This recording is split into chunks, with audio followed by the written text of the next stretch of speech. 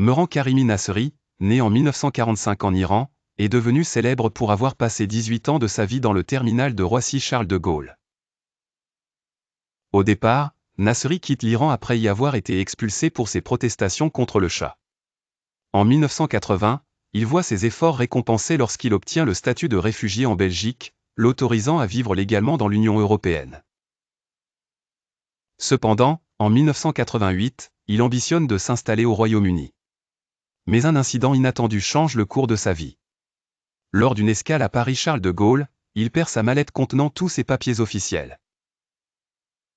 Dans l'incapacité de prouver son statut, il se voit refuser l'entrée au Royaume-Uni, et renvoyé à Paris.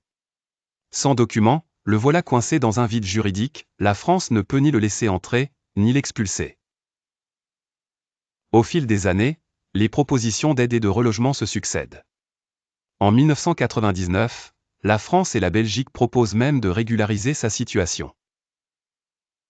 Pourtant, Nasri, fidèle à sa conviction d'être britannique en raison de sa mère écossaise, refuse de signer tout document lui attribuant la nationalité iranienne.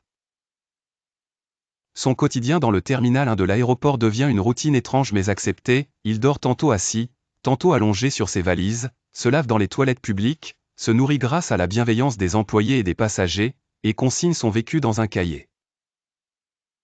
Peu à peu, il devient une figure emblématique du lieu, surnommé Sir Alfred.